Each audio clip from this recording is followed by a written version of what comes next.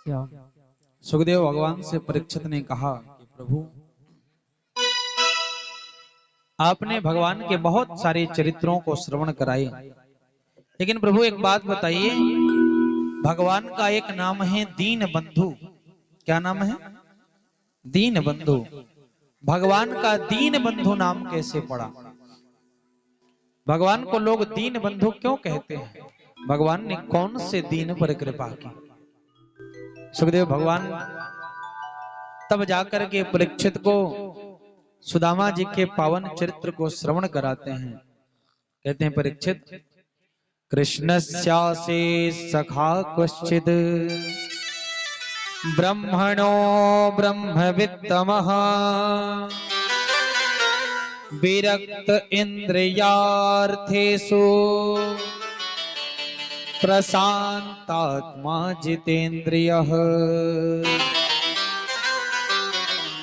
बोले भगवान के कृष्ण के सखा हैं श्री सुदामा जी महाराज, पोरबंदर के वासी हैं और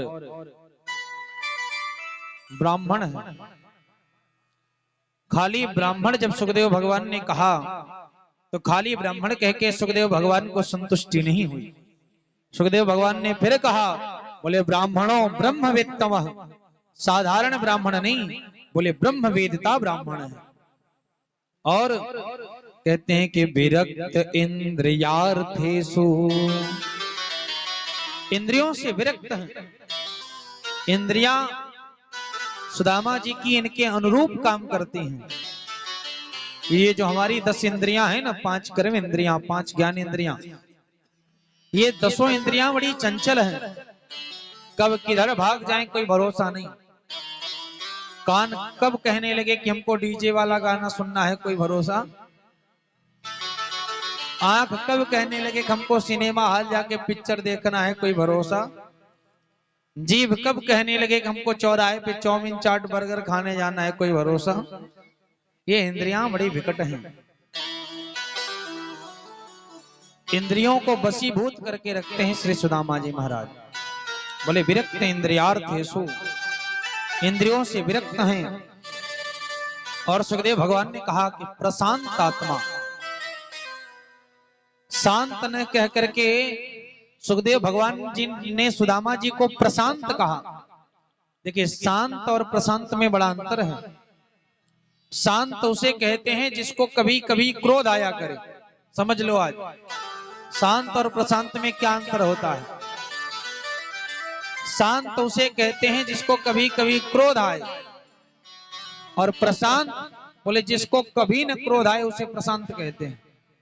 अब भगवान नारायण को शांत कहा जाता है, गाते हैं ना हम लोग, ये शांताकारं भुजगशयनं पद्मनाभं सुरेशं विश्वाधारं गगनसदृशं मेघवर्णं शुभांगं लक्ष्मीकान्तं कमलनयनं योगहृदयानगम्यं वंदे विष्णु भवभयहरणं सर्वलोकैकनाथम्।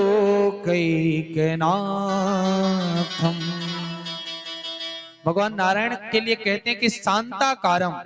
भगवान नारायण क्या है? बोले शांत हैं। लेकिन सुदामा जी बोले प्रशांत। भगवान नारायण को कभी कभी क्रोध आ जाता है। कब आया? बोले जब भगवान राम, लक्ष्मण और वानरों की पूरी सेना समुद्र के तट पर खड़ी थी। समुद्र के उस पार लंका में जाकर के रावण से युद्ध करना था। उस समय भगवान हाथ जोड़ करके बार बार समुद्र से प्रार्थना कर रहे थे कि महाराज आप मुझे रास्ता दे दो, महाराज आप मुझे रास्ता दे दो। 3 दिनों तक भगवान बैठ करके प्रार्थना किए, लेकिन विनयन मानत जलधि जड़ निधि गए 3 दिन बीत बोले राम सकोप तब भय बिनु होई न प्रीत। बोले राम सकोप तब क्रोध में आकर के राम जी ने कहा कि भय बिनु होई न प्रीत। तो भगवान राम को कभी कभी क्रोध आता है, इसलिए कहा गया कि भगवान नारायण क्या है? बोले शांताकारं भुजगशयनं, शांत है। लेकिन सुदामा जी बोले प्रशांत आत्मा जितेंद्रिय। सुदामा जी प्रशांत हैं, लेकिन जब सुशीला की बात आई, सुदामा जी की पत्नी है सुशीला, सुशीला की बात आई तो सुखदेव भगवान ने कहा कि दरिद्रा सीद मानसा बेपमाना भिगम्य च। सुशीला क्या है? बोले सुशीला दरिद्र है। हे भैया, सुदामा जी गरीब हैं लेकिन सुदामा जी दरिद्र नहीं। सुदामा जी निर्धन हैं, सुदामा जी प्रपन्न हैं, लेकिन सुदामा जी दरिद्र नहीं। सुशीला को सुखदेव भगवान ने दरिद्र कहा। दरिद्र कौन है? बोले भगवान की दृष्टि में वही दरिद्र है जो बार बार भगवान से मांगता हो,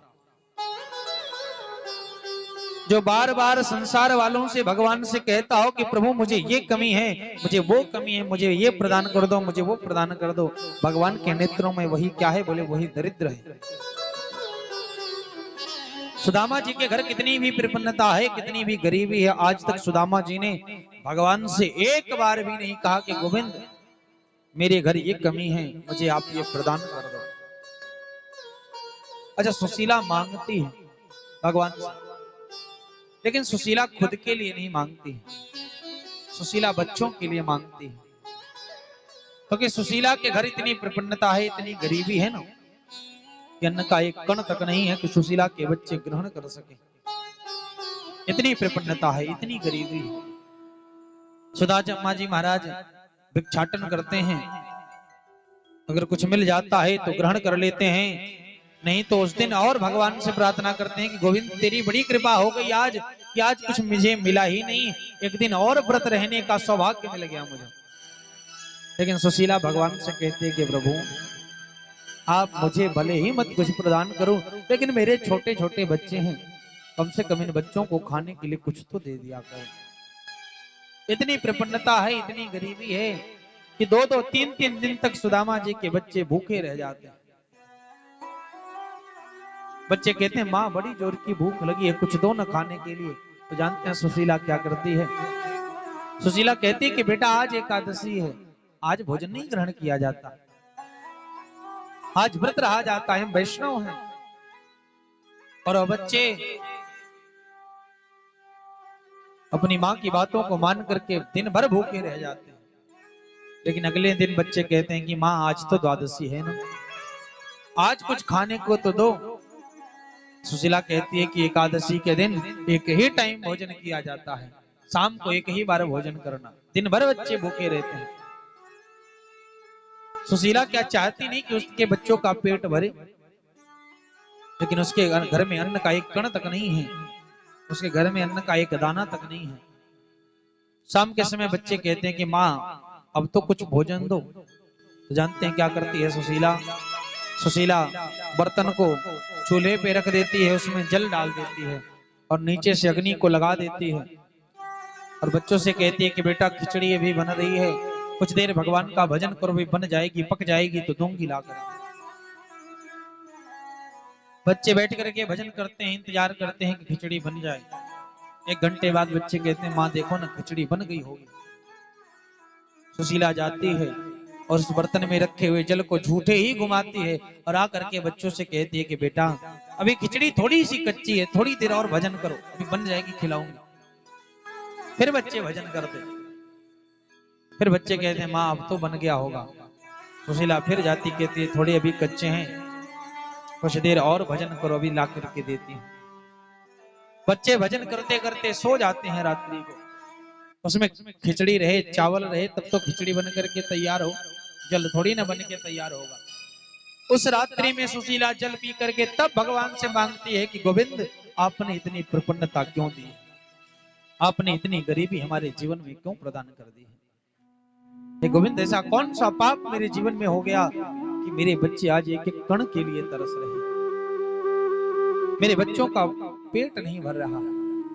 तब सुशीला भगवान से मांगती है। लेकिन सुदामा जी महाराज ने आज तक भगवान से कितनी भी प्रपन्नता हो, कितनी भी गरीब, एक बार भी भगवान से नहीं कहा कि गोविंद तूने मुझे जीवन में कुछ कमी दी है।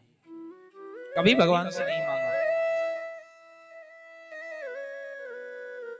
भगवान ने जब देखा सुदामा के घर की इस प्रसन्नता को, तो भगवान एक दिन स्वयं संत का वेश बना करके और भिक्षा मांगने के लिए सुशीला के यहाँ आए। सुशीला ने कहा कि महाराज मैं आपको भिक्षा नहीं दे सकती, क्योंकि मेरे घर सूतक लगा है, मेरे घर दरिद्र देव का जन्म हुआ है, मेरे घर महाराज अन्न का एक कण नहीं है कि मैं अपने बच्चों को खिलाऊं, फिर मैं आपको कहां से ला करके प्रदान करूंगा, मैं आपको कहां से ला करके अन्न दूं। मेरी भी बहुत इच्छा है कि मैं आपको दान करूं, मैं भी भक्ति करूं, मैं भी पूजा करूं, मैं भी खूब दान करूं, खूब यज्ञ करूं, खूब ब्राह्मणों को लुटाऊं, लेकिन मेरे गोविंद ने इतनी प्रपन्नता दे दी है घर में, इतनी गरीबी दे दी है, इतनी निर्धनता प्रदान कर दी है कि कहां से लाऊं। मेरे छोटे छोटे बच्चे स्वयं भोजन के लिए भूखे पड़े हैं। भगवान ने कहा सुशीला ये सुदामा जी का ही घर है ना। सुशीला तो चौंक गई कि क्या मेरे पति को भी कोई जानता है, क्योंकि मेरे भैया जो निर्धन होता है ना, जो गरीब होता है, उसको दुनिया में कोई नहीं जानता। किसी एक गरीब का नाम बता दो जिसको आप जानते हो, जानते हो किसी गरीब को? नहीं जानते। लेकिन अमीरों को तो जानते होगे ना, मुकेश अंबानी को तो जानते ही होगे, हैं? क्यों? क्योंकि निर्धन को कोई नहीं जानता। सुशीला चौंक गई कि क्या मेरे पति को भी कोई जानता है? सुदामा जैसे निर्धन ब्राह्मण को कौन जानेगा। भगवान ने ब्राह्मण का वेश बना करके भगवान गए थे। भगवान ने कहा अरे ये वही सुदामा जी हैं जिनके मित्र स्वयं द्वारिकाधीश श्री कृष्ण हैं, और उनके घर प्रपन्नता, उनके घर गरीबी, और जिनके मित्र, जिनके सखा स्वयं द्वारिकाधीश त्रैलोक्य के मालिक बैठे हो, उनके घर ऐसी निर्धनता कैसे हो सकती है।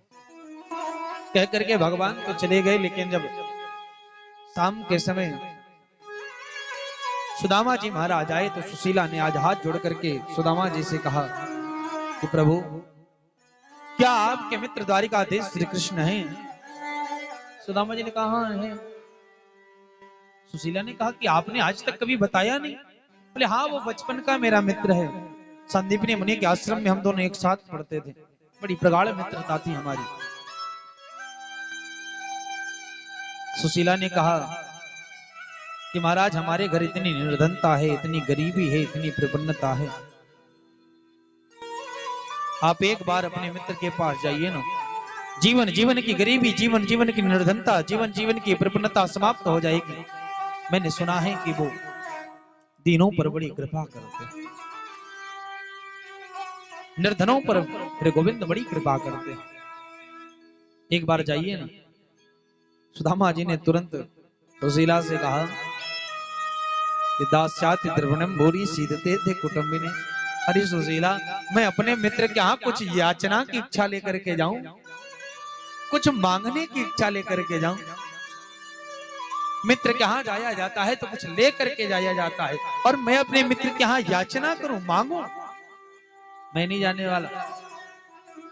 सुशीला समझ गई कि अगर जो है मैं इनसे कहूंगी कि जाइए याचना करने के लिए, तो कभी नहीं जाने वाले। सुशीला ने कुछ देर बाद सुदामा जी से कहा कि एक बात बताइए, क्या आपको कभी अपने मित्र से मिलने की इच्छा नहीं होती? क्या आपके हृदय में कभी ये नहीं आता कि मैं अपने मित्र से चल करके मिलूं? सुदामा जी ने कहा इच्छा तो बहुत होती है, लेकिन मित्र के यहाँ खाली हाथ नहीं जाया जाता, 4 स्थानों पर खाली हाथ नहीं जाते। एक भगवान की कथा में, दूसरा मित्र के यहाँ, तीसरा अपनी कन्या के घर पे, और चौथा गुरु की शरण में।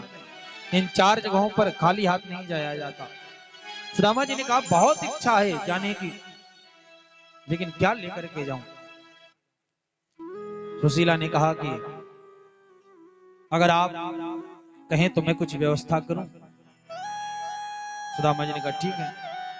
सुशीला दौड़ करके गई और याचित्वा चतुरान मुस्तिन, 4 मुट्ठी चावल 4 घरों से मांग करके लेकर के आई, और एक फटे फटे कपड़े को 4-5 परत बना करके उसमें रख करके और बांध करके सुशीला ने पकड़ा दिया। बोले लीजिए लेकर के जाइए। सुदामा जी ने कहा कुछ कहना है कन्हैया से?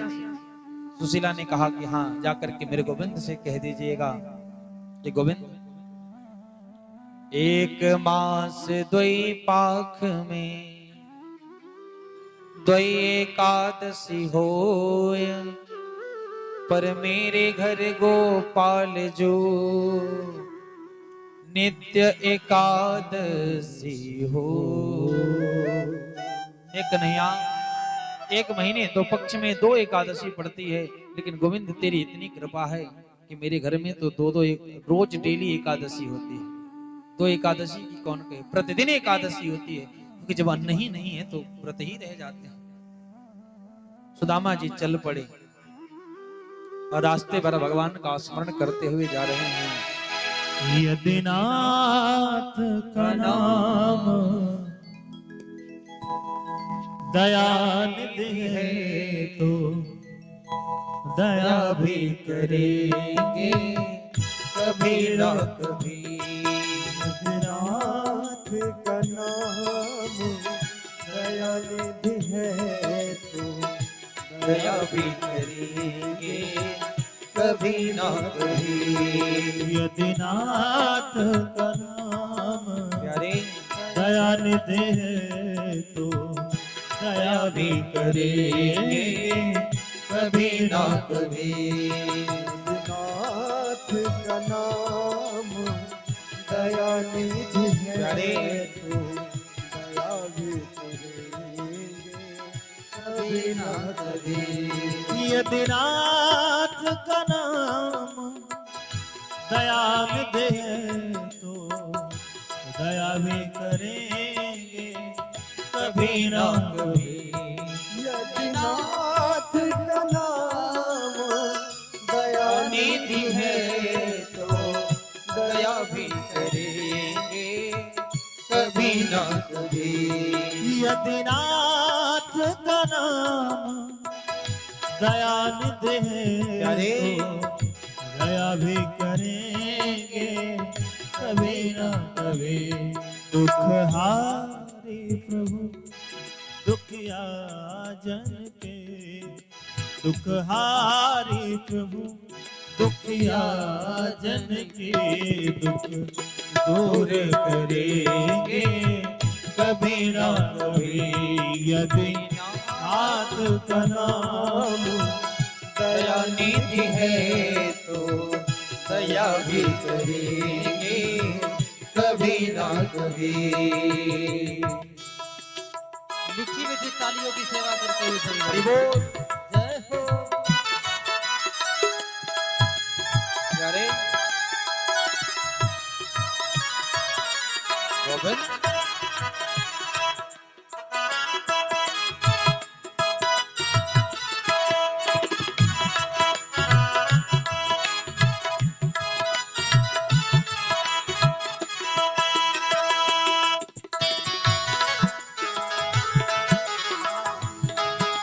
हरि बोल।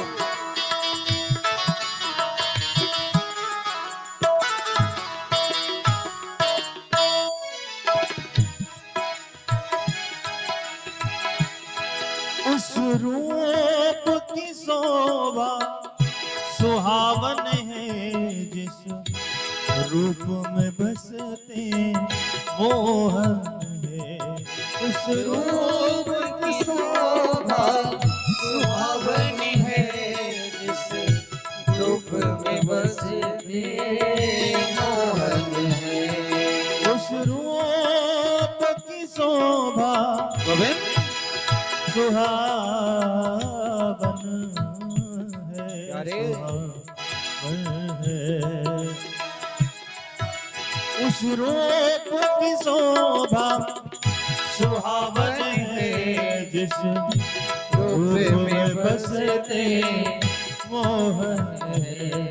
उस रूप सुधा गोविंद उस रूप सुधा के स्नेहियों से, उस रूप सुधा के स्नेहियों से मृग ताल भरेंगे कभी ना कभी।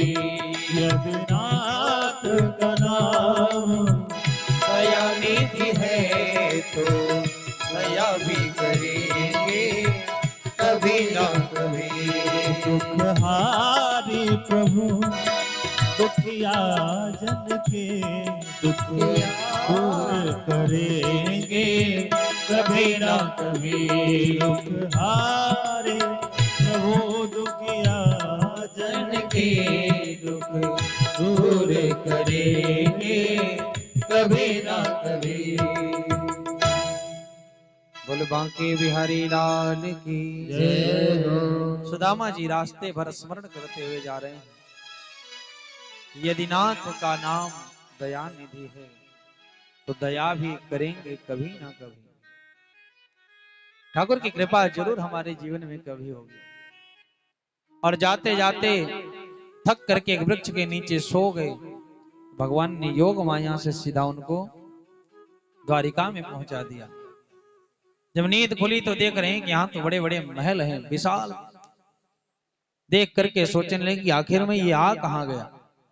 सुदामा जी ने एक व्यक्ति से पूछा तो बोले भैया ये कौन सी जगह है, मुझे द्वारिका जाना है। उसने कहा बाबा यही तो द्वारिका है, यही द्वारिका है। बोले अच्छा ये द्वारिका है, तो इस द्वारिका में मेरा कन्हैया कहाँ रहता है, इस द्वारिका में मेरा गोविंद कहाँ रहता है। उसने कहा कन्हैया, कन्हैया नाम का तो यहाँ कोई नहीं रहता। बोले नहीं नहीं, अरे वो यहाँ का महाराज है, द्वारिकाधीश है यहाँ का। उसने जोर का डांटा। बोले उनका नाम ऐसे कोई लेता है, उनका नाम लेने से पहले कितने विशेषण लगाए जाते हैं आपको पता नहीं। उनका नाम ऐसे कोई नहीं लेता, उनसे मिलना है आपको। बोले हाँ वो मेरा बचपन का मित्र है, बचपन का मित्र है मेरा, हम लोग एक ही साथ अध्ययन किया करते थे। सब देख करके तो चौंक गए कि द्वारिकाधीश के मित्र भी इस अवस्था में, उनके पाँव में खड़ाऊ नहीं है, एक ही धोती है वो भी फटी हुई है। बोले वो बड़ा वाला महल दिख रहा है ना, चले जाइए वही है उनका। सुदामा जी महाराज पहुंचे, द्वारपाल ने बाहर ही रोक दिया क्योंकि इनकी दशा ऐसी थी। हालांकि भगवान के द्वारिका में ऐसा नियम है कि ब्राह्मण कहीं भी कभी भी और किसी भी समय जा सकता है, ब्राह्मणों के लिए कोई रोक टोक नहीं है। लेकिन दशा को देख करके द्वारपाल ने रोक दिया। बोले भगवान से आज्ञा लेकर के आऊंगा तब जो है मिलने का अवसर आपको प्राप्त होगा। और वह द्वारपाल अंदर गया भगवान के पास। भगवान से जाकर के भगवान सुधर्मा सभा में बैठे हुए थे। सुधर्मा सभा में भगवान बैठे थे। द्वारपाल ने जाकर के कहा कि गोविंद एक ब्राह्मण आया है, आपसे मिलना चाहता है, आप कहिए तो महाराज मैं लेकर के आऊं। भगवान ने कहा पहले तो ये बताओ ब्राह्मणों को मुझसे मिलने के लिए आज्ञा लेने की कब से आवश्यकता पड़ने लगी, ये नियम मेरे द्वारिका में कब से चला। द्वारपाल ने कहा प्रभु वो दिखता ही थोड़ा अजीब है, इसलिए मैंने सोचा आपसे पूछ लूं। बोले कैसा दिखता है। बोले शीस पगान झगातन पे प्रभु जाने को आनी बसे के ही ग्रामा, धोती फटी सिलटी दुपटी अरु पाहन पाहन की नहीं शामा, द्वार खड़्यो द्विज दुर्बल एक, रहो चकी सो बसोधा अभिरामा, और पूछत दीन दयाल को नाम, बतावत आपन नाम सुदामा, बतावत आपन नाम सुदामा। जैसे ही सुदामा शब्द भगवान के कानों में पड़ा, भगवान सुधर्मा सभा के उस दिव्य से सिद्धांत से खड़े हो गए मेरे गोविंद, और खड़े होकर के सुदामा सुदामा कहते हुए दौड़ पड़े प्रभु। पीतांबरी अलग गिर गई, खड़ाऊ भगवान ने पहना नहीं। पूरी सभा के लोग खड़े होकर के चकित हो गए कि भाई ऐसा कौन सा महान विभूति आ गया जिसके लिए भगवान इस तरह विवल होकर के और दौड़ रहे हैं। भगवान किसी की तरफ नहीं देख रहे हैं, बस सुदामा सुदामा चिल्लाते मेरे गोविंद दौड़ पड़े। सुदामा जी बाहर सोच रहे थे कि लगता है अब तो महाराज हो गया है, अब कहां मिलेगा। वापस जाने लगे, लेकिन तब तक भगवान दौड़ करके जो ही सुदामा को मेरे गोविंद ने देखा है, भगवान ने तुरंत सुदामा को अपने अंक में भर लिया, अपने हृदय से भगवान ने लगा लिया। श्री शुकाचार्य जी महाराज कहते हैं कि बहुत देर तक वहीं रास्ते पर ही भगवान और सुदामा एक दूसरे से लिपटे रहे। बहुत देर बाद जब शरीर का भान हुआ तब जाकर के छोड़े और भगवान सुदामा को लेकर के सुधर्मा सभा में आए और सुधर्मा सभा के उस दिव्य से सिंहासन पर मेरे गोविंद ने सुदामा को बैठाया और रुक्मिणी को भगवान ने तुरंत आदेश किया, बोले रुक्मिणी जल लेकर के आओ। रुक्मिणी तो चौंक गई, बोले आज तक मैंने इस द्वारिका में ब्रह्मा को आते हुए देखा है, शंकर को आते हुए देखा, इंद्र आए, बड़े से बड़ा देवता आया, लेकिन आज तक भगवान ने कभी मुझे आदेश नहीं किया कि जल लेकर के आओ। और आज भगवान मुझे आदेश कर रहे हैं कि जल ले आओ, लगता है जरूर कोई महान विभूति है।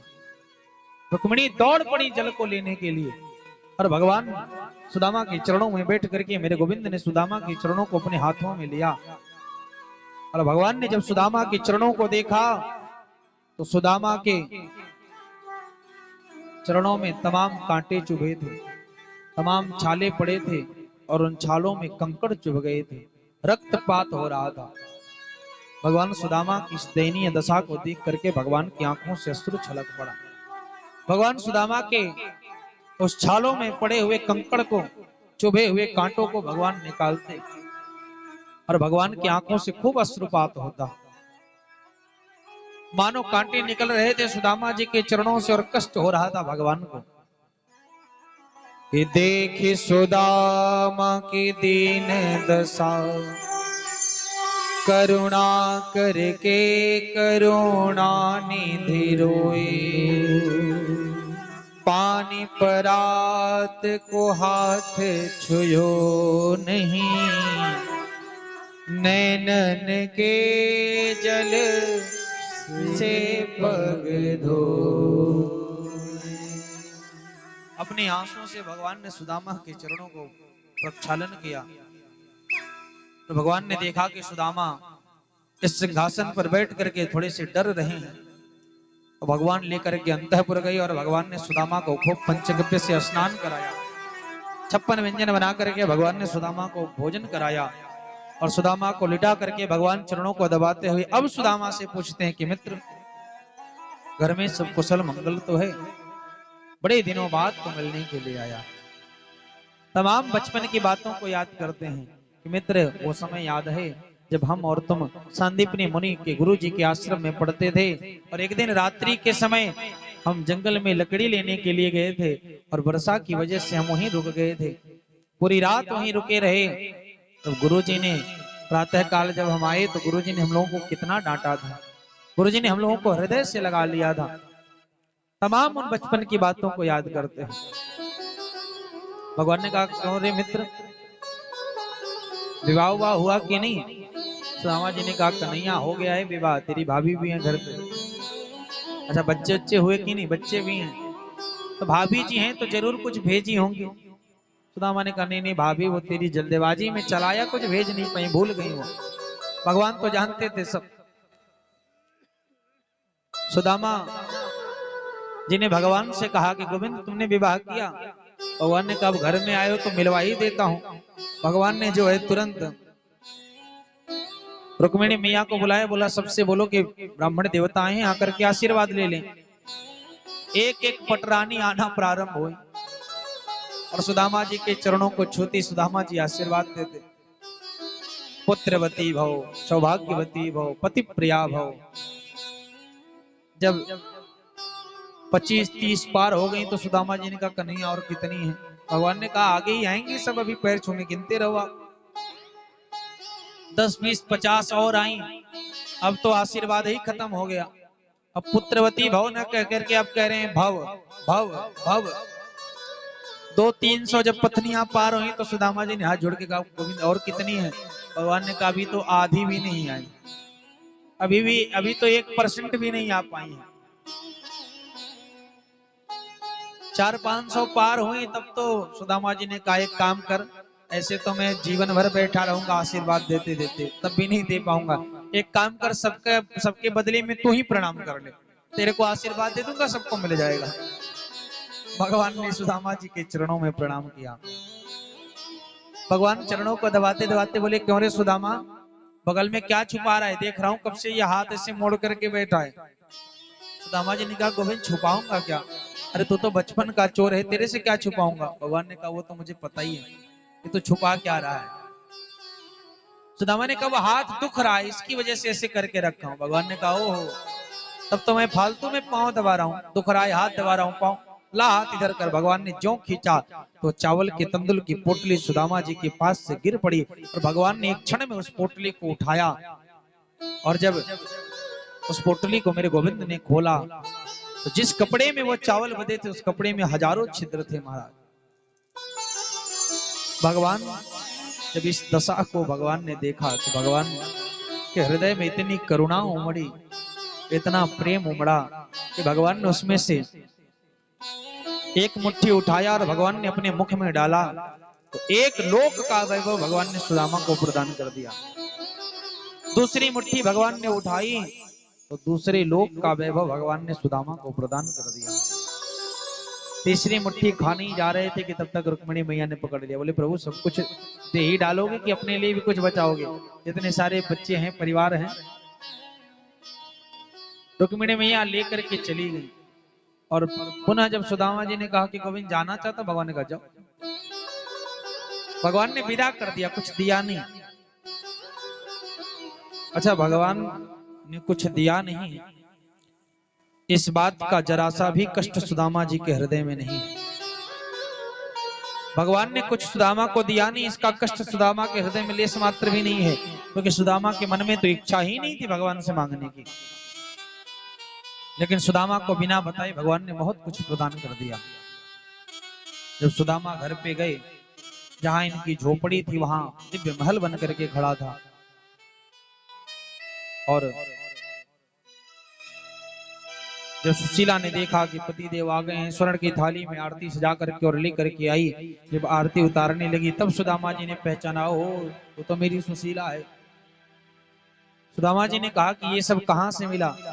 सुशीला ने तुरंत भगवान की माया को प्रणाम किया, बोली गोविंद तेरी अजब की माया है, सब कुछ आपने प्रदान भी कर दिया, सब कुछ दे भी दिया और पति देव को पता भी नहीं लगने दिया। भगवान ने सुदामा जैसे दीन पे दया की तो भगवान का नाम पड़ा दीन बंधु। बोल दीन बंधु भगवान की जय हो।